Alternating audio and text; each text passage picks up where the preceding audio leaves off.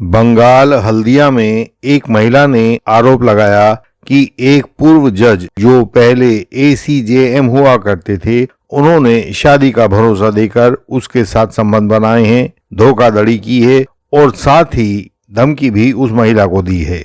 महिला ने पहले तो FIR दर्ज करवा दी और जब पूर्व ACJM ने कोर्ट में अपने केस में डिस्चार्ज एप्लीकेशन लगाई तो महिला इसका विरोध करने के लिए पहले ट्रायल कोर्ट में, फिर हाई कोर्ट में और अंत में सुप्रीम कोर्ट के सामने पहुंच गई। वहां उस एप्लीकेशन का विरोध किया।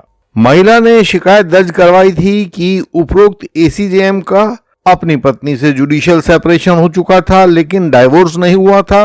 उपरोक्त ACJM ने महिला और उसके बेटे के पालन पोषण की जिम्मेदारी ली थी, उसका वचन दिया था और यह एविडेंस रिकॉर्ड के ऊपर भी था कि महिला को उसके और उसके बेटे के लिए नियमित रूप से उपरोक्त ACJM साहब की तरफ से पैसे दिए जा रहे थे। महिला का डाइवोर्स हो जाने के बाद से दोनों के बीच असहमति बनी और महिला ने 14 दिसंबर को उपरोक्त FIR दर्ज करवा दी, जिसमें सेक्शन 376 IPC, 417 IPC और 506 IPC का केस दर्ज किया गया था। इस केस में 30/4/2020 को चार्जशीट फाइल कोर्ट के सामने कर दी गई थी। आरोपी ACJM ने इस आरोप से डिस्चार्ज होने के लिए जब कोर्ट के सामने एप्लीकेशन लगाई तो ट्रायल कोर्ट ने उसको डिसमिस कर दिया।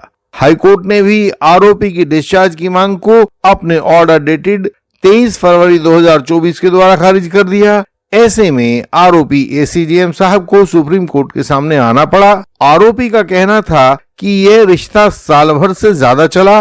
महिला को आरोपी की कानूनी स्थिति का पता था, यह भी पता था कि जुडिशियल सेपरेशन हो चुका है लेकिन डाइवोर्स नहीं हुआ है।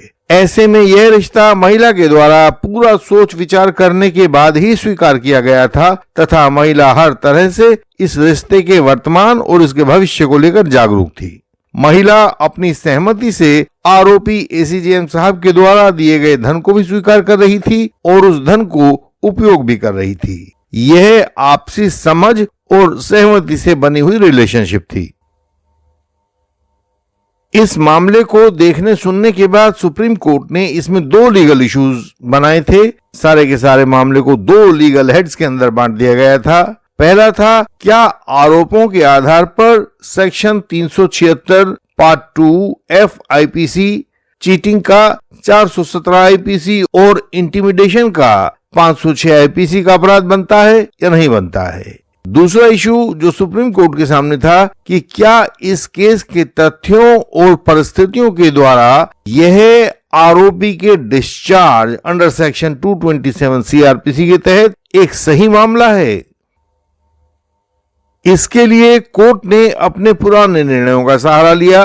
Pramod Suryabhan Pawar versus state of Maharashtra 2019 9 SCC 608 में सुप्रीम कोर्ट ने कहा था कि विवाह के नाम पर ली गई सहमति तभी दूषित होती है यदि विवाह का वायदा पहले से ही जानबूझकर झूठ बोलने के लिए किया गया हो और उस वायदे को निभाने की कोई भी इच्छा आरोपी की ना रही हो।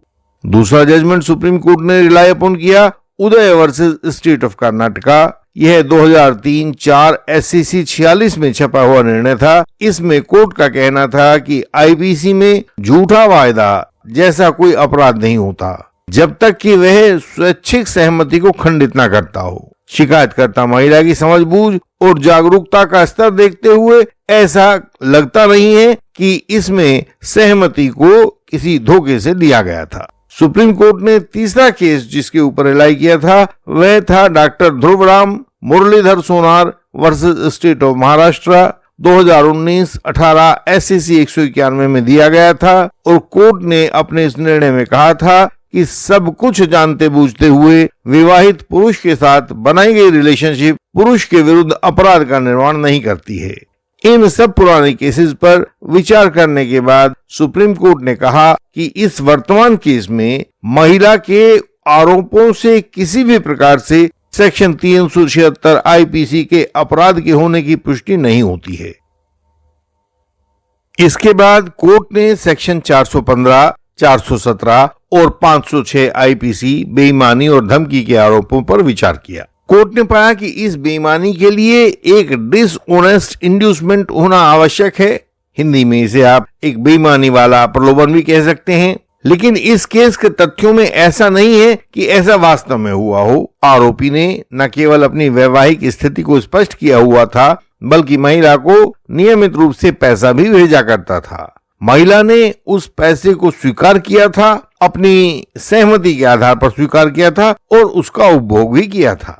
ऐसी स्थिति धमकी के आरोप को लेकर है। धमकी को लेकर महिला की तरफ से केवल आरोप लगाए गए हैं, ना तो कोई सबूत रिकॉर्ड पर दिया गया है और ना ही उन आरोपों की अन्यथा कोई पुष्टि हुई है। ऐसे में महिला के द्वारा लगाए गए बेईमानी और धमकी के आरोपों में भी कोई तत्व नहीं पाया गया है।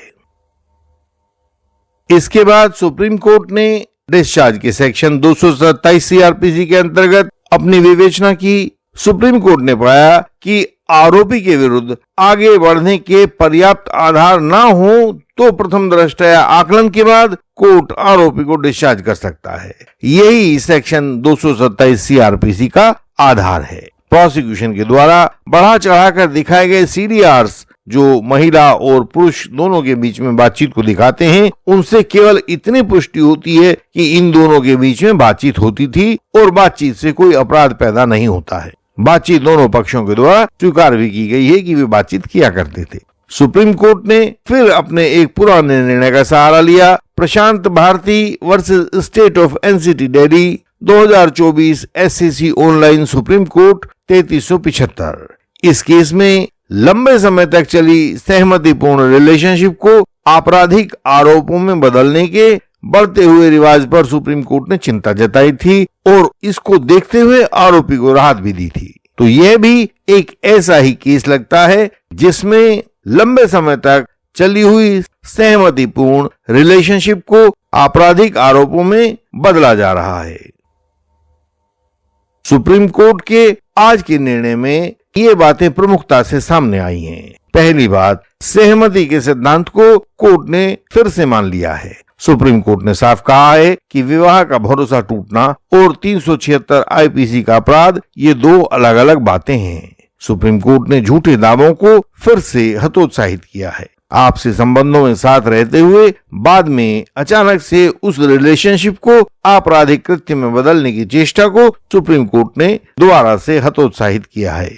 कोर्ट ने डिस्चार्ज की स्टेज पर फिर से न्यायिक विवेक की, जुडिशियल डिस्क्रिशन की भूमिका को रेखांकित किया है। न्यायिक विवेक को कोर्ट ने सर्वोपरि माना है। सुप्रीम कोर्ट ने यह भी माना है कि समाज का कोई एक वर्ग उसको मिली हुई कानूनी सहूलियतों को हथियार की तरह प्रयोग नहीं कर सकता है। यह एक बुरी परंपरा है और इसको फलने फूलने नहीं दिया जा सकता है। आज का केस है Biswajyoti Chatterjee versus state of West Bengal. यह एसएलपी क्रिमिनल नंबर 4261 ऑफ 2024 में फाइल की गई एक क्रिमिनल अपील थी, जिसे जस्टिस बीवी नागरत्ना और जस्टिस सतीश चंद्र शर्मा ने 7 अप्रैल 2025 को यानी कि बस पिछले हफ्ते में डिसाइड किया था।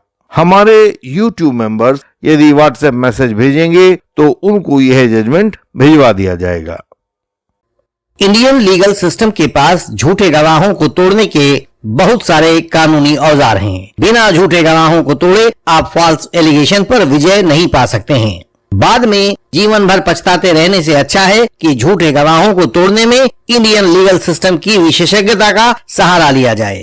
इंडियन लीगल सिस्टम के मेंबर बने और यह सहायता पाएं। हमसे सहायता पाने के लिए हमारा व्हाट्सएप नंबर, हमारा ईमेल एड्रेस और वेबसाइट का URL आपको सामने स्क्रीन पर दिखाई दे रहा होगा तथा ये सब बातें हमारी हर वीडियो के डिस्क्रिप्शन में भी होती हैं। समय को गंवाएं नहीं, उसका इस्तेमाल करें। हमारी वेबसाइट पर बहुत महत्वपूर्ण जानकारी को सरल भाषा में पढ़ें। वहां झूठे आरोप या फॉल्स एलिगेशन से बचने के उपाय भी मिलेंगे। इस वीडियो को लाइक करें, शेयर करें और चैनल को सब्सक्राइब करें। बेल आइकन को प्रेस करें ताकि नई वीडियोस आपसे मिस ना हो जाएं। हम आपसे अगले वीडियोस में फिर मिलेंगे। तब तक के लिए प्रणाम।